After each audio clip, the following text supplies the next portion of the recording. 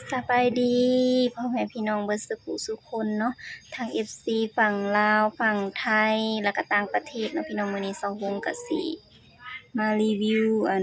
ผักแม่เพิ่นปลูกมักถั่วเนาะปลูกก็ปลูกใส่เรือน แล้วก็มีหมากอื้อนำหมากอื้อน่ะก็ปลูกใส่เรือนบ่อยากคิดตอนตอนหยังก็แบบมันอันนั้นหั้นนะตอนมันเป็นเครือหั่นเด้มันก็สิทมทวนอยู่แถวนี้เนาะก็บ่จักแนวสิว่าเนาะพี่น้องเอาในมันมาปลูกใส่นี่มันก็หกหั่นเลยเนาะก็จักสิเฮ็ดจังได๋แล้วมันขึ้นแล้วเดี๋ยวนี้เว้านำผู้เฒ่าก็เว้ายากหน่อยนึง นี่เบิ่งอันนี้เครือบักถั่วยาวบ่ฮอดพุ่นหัวสังไคหัวนั่นก็อยู่เรียบเรือนเลย ก็คือสาเหตุที่แบบว่าเซาฮงน่ะบ่มักให้อยากปลูกให้ใส่ใกล้ๆเรือนน่ะก็คือย้านแบบมันหกและย้านงูแง้วย้านงูย้านขี้เข็บแมงงอดน่ะมันสิไต่ขึ้นไปแล้วมันสิเข้าในเรือนง่ายเนาะเพราะว่ามันเป็นป่าแล้วมันมักมีงูมีอันนั้นหั่นแหละเนาะแต่ก็ปลูกใส่เรียบร้อยแล้วค่ะตามนั้นมีสมผักเสียนเด้อสิรีวิวสมผักเสียนให้เบิ่งเด้อบางคนบ่ฮู้จักสมผักเสียนเนาะเซาฮงก็เป็นคนลาวก็ฮู้จักแน่หน่อยนึงสมผักเสียนก็คือผักที่เขาเจ้าผักที่เขาเจ้าเก็บไปคั่นสมเนาะก็คือเอาไปเฮ็ดผักดองผักหยังนั่นแหละ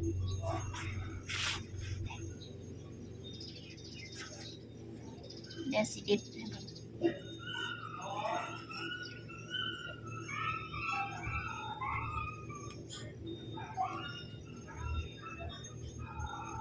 น่าสิแม่นนั่นล่ะเนาะผักสมผักเสียนผักหยังนั่นน่ะ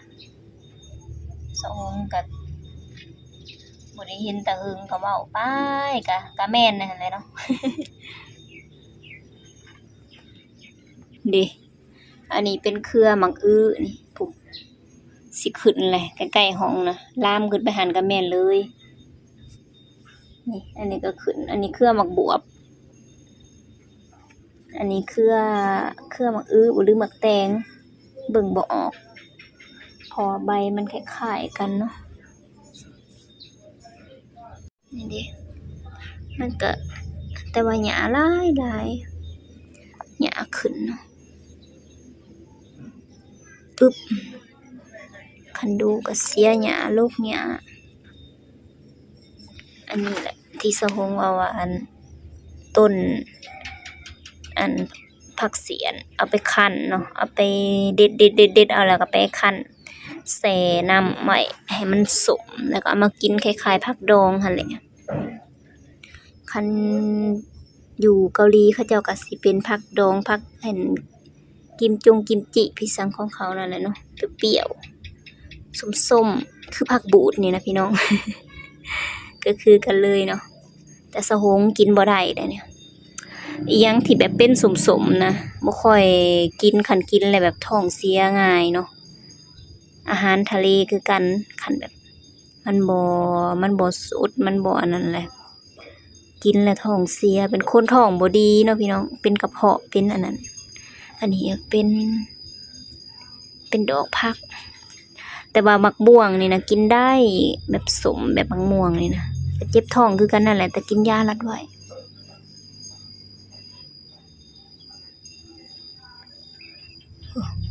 เฮ็ดข้างคักแน่หัวซิกเซอคัน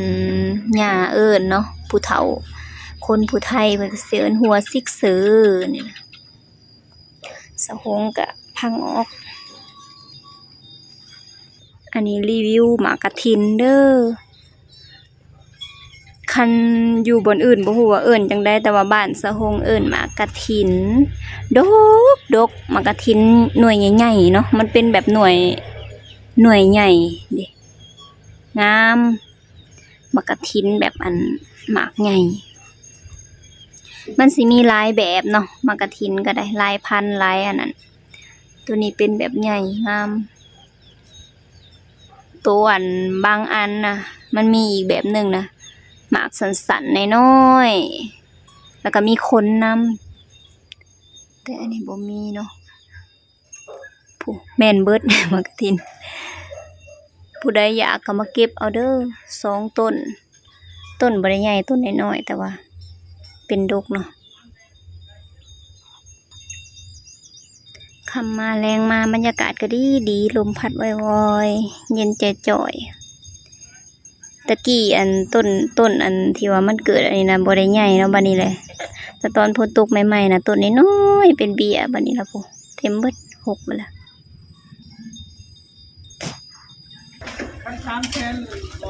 เฮ้ยเฮ้ยลูกไผนี่ลูกตาเพชรบ่ แสนบอกเอาไปเทิร์น สบายดีปะลุงอันนี้ซุปหน่อไม้ต้มหน่อไม้เนาะสิเฮ็ดหมกไปหาอยู่ไส แก้เป็นคนขายอะไรกันเนี่ย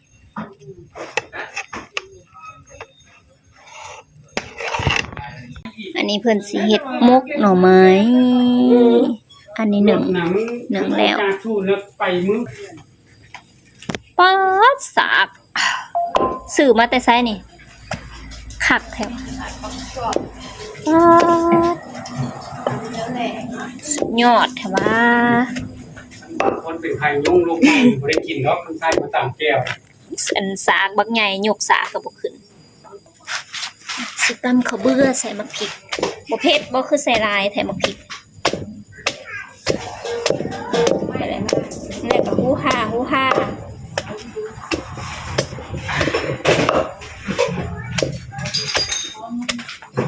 คันหิวข้าวแห้งๆแล้วให้มาตำข้าวเบื่อนี่ก็บ่ตำเด้อมันสั่นด้อยๆ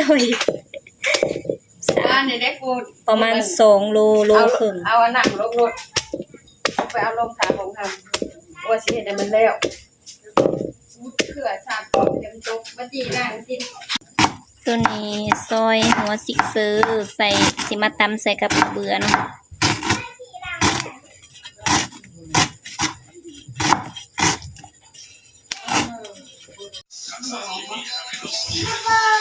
เอี่ยง แล้วมาขายไม่ได้แล้วนะพี่ ทำไมมันบอกออกคนบ่ตุกเมื่อวานนี่เราก็เก็บประมาณ4-5 ลำนี่แหละยาวเลยมันคือยังแข็งอยู่สักเขาเขายังเป็นเม็ดอยู่ ถามผู้ชุบบ่ เพราะว่าเขาอุ่นเขาหางควันแล้วบอกยังเป็นเม็ดดูแต่แรง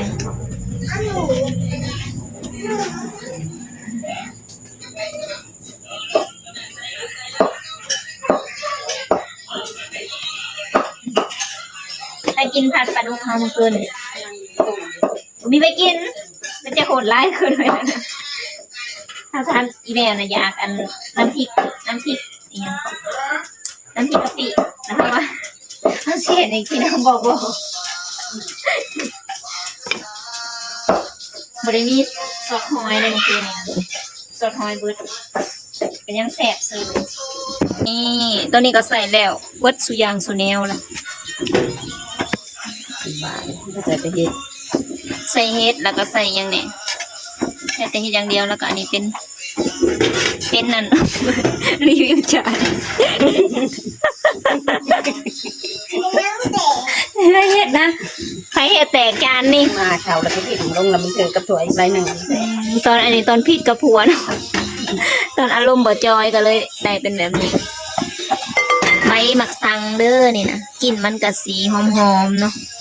คันคนที่บ่มักก็เหม็นคิวอันสะพงน้ำมักอยู่คล้ายๆกับอัน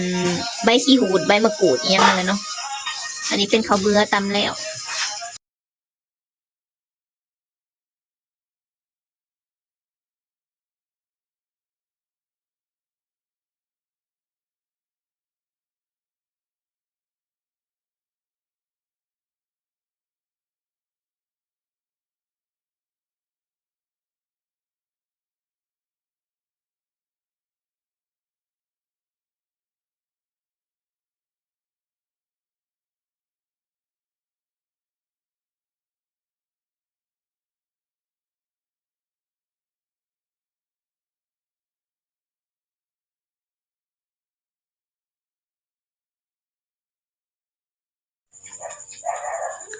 ละหมกหนึ่งหิวเขาได้สิเมื่อละ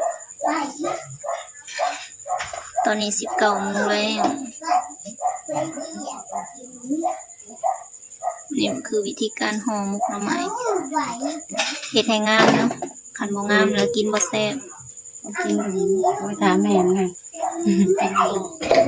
ในจังมุกเราคือใส่รถแสดงว่าได้หลายมุกแล้ว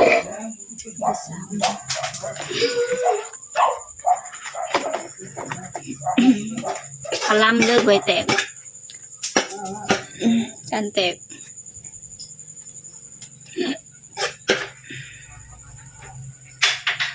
แล้วมันเฮียได้เงิน อยากว่าญี่ปุ่นญี่ปุ่นอ่ะเจ็บหัว แตกหัวเรากำลัง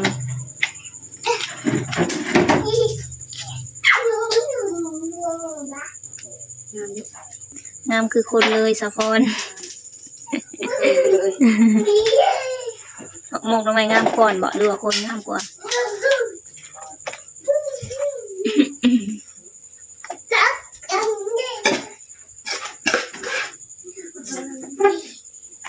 ยังไงก็ว่า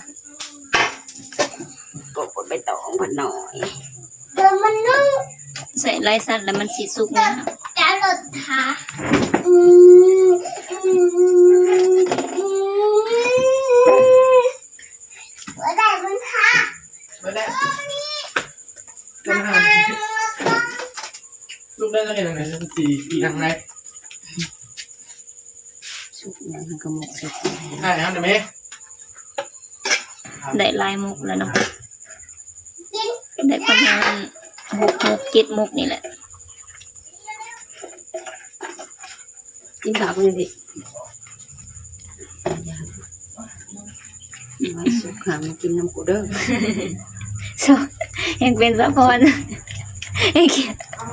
งเกียดง่ายอยู่เนาะบ่ได้ให้กินได้หมกหน่อไม้ พ่อไปไม่ได้ถอด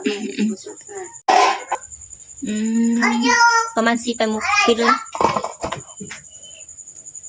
เรียบร้อย แม่ขวดมาเลยสะ ลูกมาบอก ลูกมาบอกบูชาบ่อย่าเข้าใกล้ เค็ม อันนี้เพิ่นเฮ็ดหมกใหม่เนาะเพิ่นสิเฮ็ด2 หัวโจนเครื่องตะซามกระปุกละลาย ลุงชายสไลด์ถ้าช้อนนั่นวันเด้อ เว้าเป็นแล้วปลาแหลมเพิ่นว่าเพิ่นไปกินขนมเพื่อนเขาแลเขาซื้อให้เพิ่นว่า แม่เพิ่นถามว่าเท่าได้ลูก 10,000 บ่ลูกจะถามแม่ชายดูเท่าไรของมึงค่านมนะเท่าไรสิเด้อ ดูดื้อบ่ เนี่ยปวดเนี่ยเลย อืม